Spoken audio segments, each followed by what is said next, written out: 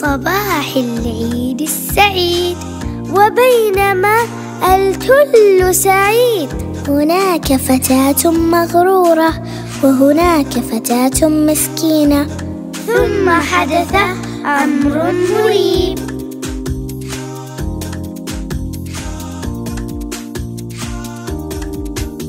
العيد حقا جاء وعاد بالأجواء، بالزينة والأضواء ينور الأرجاء.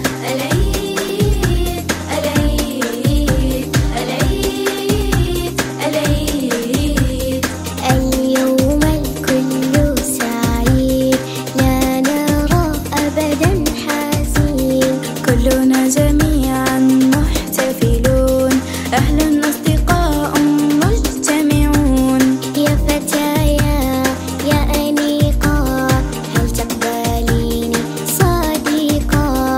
ها ها ها ها ها ها، عيد ما قلتي ها ها ها ها ها ها، لن أسخر منك.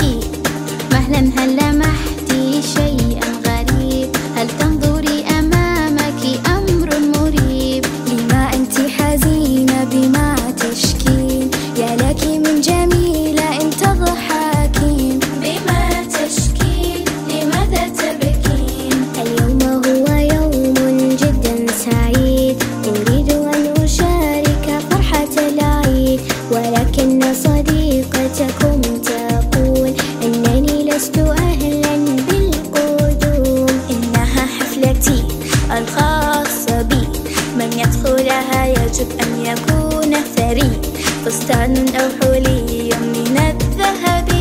وهذه نصيحتي، انصرفي انصرفي انصرفي انصرفي. التزمي حدودك يا فتاة، احترمي الغير غنيا أو فقير. إن كنت تريدين العيد يكون سعيدا في الجودة، لا تجرحي الغير بالكبر وأنزعي الغرور من الفكر، فالخير من الله يعطيه من يشاء، فكوني مستحقة لهذا الخير، وساعد الفقير وساعد الغير. اعتذري اعتذري اعتذري. أقسم أنني كنت أنانية، أرجو أنك العذر تقبلين. أقسم أنني كنت أنانية، أرجو أنكم العذر تقبلون. العذر قد قبلت وعذرك قبلنا وعذرك قبلنا، وأهلا بقدومك يا عيد، وسهلا بك قلبي سعيد.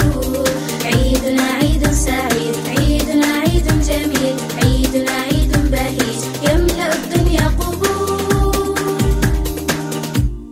وهكذا انتهت القصة. شكرا للمشاهدة.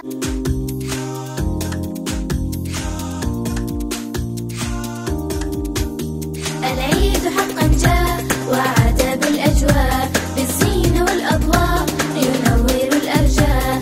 العيد العيد العيد العيد، اليوم الكل سعيد لا نرى أبدا حزين، كلنا جميعا محتفلون، أهل أصدقاء